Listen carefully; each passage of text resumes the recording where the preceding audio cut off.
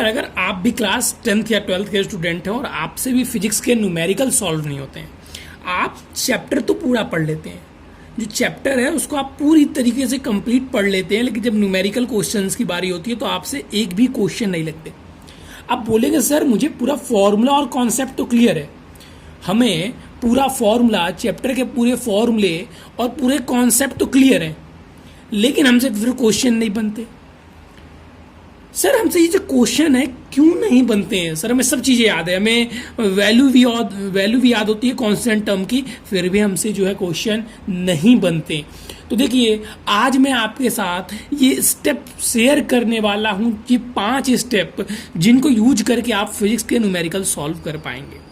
हर बार जो बच्चे होते हैं वो चैप्टर बहुत अच्छी तरीके से पढ़ लेते हैं, बहुत बेहतरीन तरीके से चैप्टर को पढ़ लेते हैं, रिवीजन भी करते हैं, लेकिन वो न्यूमेरिकल में मात खा जाते हैं कि सर हमसे न्यूमेरिकल क्वेश्चन लग ही नहीं पा रहा है। सर हमने चैप्टर बहुत अच्छे से पढ़ा लेकिन सर न्यूमेरिकल नहीं लग पा रहा है। देखो न्यूमेरिकल लगाने का एक तरीका होता है, इस बात को समझिएगा। और अगर आप इस पैटर्न को फॉलो करते हैं तो मेरी 100% गारंटी आपको है कि आप अगर 10 न्यूमेरिकल लेते हैं तो उसमें से 8 न्यूमेरिकल यानी 80% न्यूमेरिकल ईजिली सॉल्व कर लेंगे। 20% न्यूमेरिकल में जाहिर सी बात है जब आप बहुत सारे क्वेश्चन सॉल्व करेंगे तो आपका एक आइडिया, एक कॉन्सेप्ट बिल्डअप हो जाएगा, उसके बाद से आप ये 20% क्वेश्चन सॉल्व करेंगे। स्टार्टिंग में आपको ये 20% क्वेश्चन सॉल्व करने में दिक्कत आएगी, लेकिन 80% आप बहुत ही ईजिली सॉल्व कर लेंगे। लेकिन बच्चों से क्या होता है कि ये 80% भी क्वेश्चन सॉल्व नहीं होते हैं। तो आइए हम बात कर रहे हैं कैसे न्यूमेरिकल को सॉल्व करना है। देखिए सबसे पहला स्टेप जो हमारा होगा न्यूमेरिकल को सॉल्व करने के लिए, किसी भी क्वेश्चन को सॉल्व करने के लिए सबसे पहला जो स्टेप है कि क्वेश्चन को बहुत अच्छे से रीड करना है, बहुत अच्छे से रीड करना है। क्वेश्चन क्या कह रहा है उसको समझना है। सर ये तो हम करते ही हैं, सर रीड करते हैं, आगे बताइए ना क्या करना है। देखिए स्टेप वाइज चीज़ें समझेंगे तो बहुत इजीली तरीके से समझ में आएगा। और जो मैं कह रहा हूँ, आप जिस क्वेश्चन को सॉल्व कर रहे थे वो क्वेश्चन आपसे नहीं सॉल्व हो रहा था, आप इस वीडियो को देख के जाके वो क्वेश्चन सॉल्व कीजिएगा, आपसे सॉल्व हो जाएगा। पहला चीज़ आपको क्या करना है, सर रीड करना है। मैं आपको कॉन्सेप्ट जो बताऊंगा वो एग्जाम्पल के थ्रू, पीछे मैंने क्वेश्चन भी लिया हुआ है, आपको मैं दिखाऊंगा। सबसे पहला स्टेप आपको होगा रीड करना। रीड करने के बाद से जो दूसरा स्टेप होता है क्वेश्चन को समराइज करना। अब सर समराइज का यहाँ पे समरी थोड़ी ना लिखना है, इंग्लिश का पेपर थोड़ी ना, ये क्या बता रहे हैं। देखिए यहाँ पे समराइज करने का मतलब ये नहीं होता है ना कि आप उसको छोटे में लिखिए। यहाँ पे समराइज करने का मतलब ये हो जाता है फिजिक्स में कि जैसे मान लीजिए हम क्वेश्चन पढ़ रहे थे, वहाँ पे दिया हुआ था कि एक बॉल है जिस पर 4 कूलाम का आवेश है, तो हमने लिख लिया Q = 4C। ठीक है, कि आपको दोबारा इसको रीड करने की आवश्यकता न पड़े। एग्जामिनेशन देखिए टाइम भी मैटर करता है, और क्वेश्चन सॉल्व करने का स्टेप ही यही है कि हम क्या करेंगे, उसको सर समराइज करेंगे, यानी कि हम सिंबल के फॉर्म में लिख लेंगे। किस फॉर्म में लिखेंगे, सिंबल के फॉर्म में, सिंबल फॉर्म में लिख लेंगे। ठीक है, हम किस फॉर्म में लिख लेंगे, सर सिंबल फॉर्म में लिख लेंगे। अब जब आप वैल्यू को सिंबल फॉर्म में लिख लेते हैं तब आपका जो स्टेप 4 होगा वो स्टेप 3, सॉरी माफ कीजिएगा, जो आपका स्टेप 3 होगा, मैं सारी चीज़ आपको दिखाऊंगा। पहले चीज़ मैंने आपको क्या बताया, रीड करना है। दूसरा चीज़ आपको क्या करना है, दूसरा चीज़ उसको सिंबलाइज करना है, समराइज करना है क्वेश्चन को सिंबल के फॉर्म में लिख के, ताकि अगर हम देखें तो हमें पता चल जाए कि आखिर इस क्वेश्चन में करना क्या है। जो तीसरा स्टेप आपका होगा वो आपको क्वेश्चन मार्क पुटअप करना है जो आपसे पूछा गया है, वो भी लिखना है। समराइज में वो भी शामिल हो जाता है, लेकिन मैंने यहाँ पे अलग से बता दिया। जैसे मान लीजिए आपसे बोला कि अगर एक बॉल है जिस पर 2 न्यूटन का बल लगाया जाता है, और 2 न्यूटन का बल लगाने के बाद पे उसमें 5 मीटर का विस्थापन होता है, तो उस पर किया गया कार्य निकालिए। तो हम लिखेंगे W = वॉट, और F = में 2D, और D = में 5M। माफ कीजिएगा यहाँ पे D मैंने लिख दिया N, ठीक है, न्यूटन। ठीक है, तो ये आपका इस तरीके से ये आपको समराइज करना है जो मैंने यहाँ पे करके दिखाया है। देखिए 10th वालों के लिए इतना तो बहुत है, लेकिन क्लास 12th में थोड़ा सा लेवल बढ़ता है, और मेनली क्लास 12th के लिए है। ठीक है, क्लास 12th वालों के लिए ही ये मेनली है, तो उनको ही देखना है। 10th वाले तो बस इतना ही करेंगे तो उनको पता चल जाता है कि अब करना क्या है। ठीक, स्टेप 4 जो आपको होगा, स्टेप 4 में आपने जो समराइज चीज़ों को की हुई है इनसे रिलेट करना है, और रिलेट करके आपको फॉर्मूला ढूंढना है। क्या करना है, जितनी वैल्यू आपके पास है आपको चेक करना है कि इसका रिलेशन हमको जितने फॉर्मूले याद हैं उससे किसके साथ बैठ रहा है, और वो फॉर्मूला आपको राइट डाउन कर लेना है। वो फॉर्मूला आपको क्या कर लेना है, राइट डाउन कर लेना है जिस फॉर्मूले का आपका कॉन्सेप्ट इस लिखे गए समराइज वर्ड से मैच कर रहा है। और फिर 5वें स्टेप में आपको उस फॉर्मूले पे वैल्यू पुट करके सॉल्व कर देना है।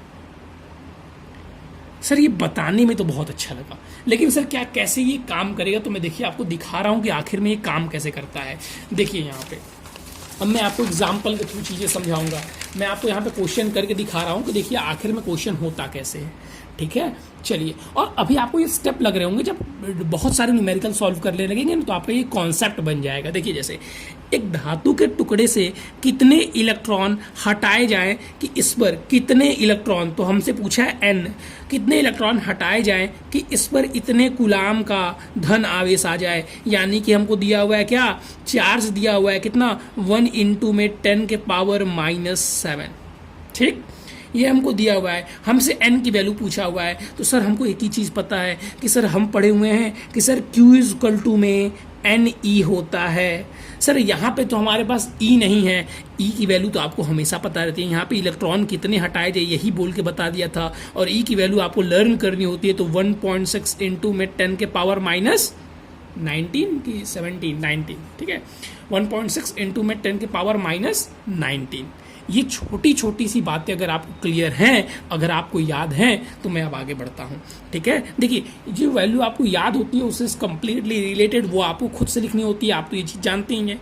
अब फिर हमको क्या निकालना था सर, n, तो n की वैल्यू क्या हो जाएगी सर n की वैल्यू Q में E, तो सर 1 × में 10 के पावर -7 अपॉन में 1.6 × में 10 के पावर -19, और इसको हम सॉल्व करेंगे तो ये ऊपर चला जाएगा तो प्लस में हो जाएगा, तो आ जाएगा 6.25 × में 10 के पावर 11, और यहाँ पे हमारा नंबर ऑफ इलेक्ट्रॉन, यानी कि इतने नंबर ऑफ इलेक्ट्रॉन हटाने पर इतना चार्ज आ जाएगा।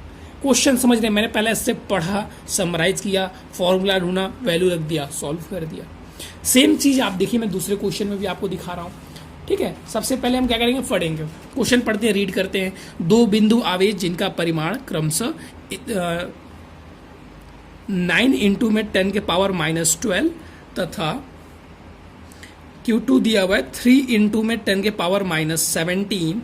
यदि इन दोनों आवेशों के बीच की दूरी 3 मीटर है तो इनके बीच लगने वाला बल ज्ञात कीजिए, यानी कि F की वैल्यू को हमें ज्ञात करना है।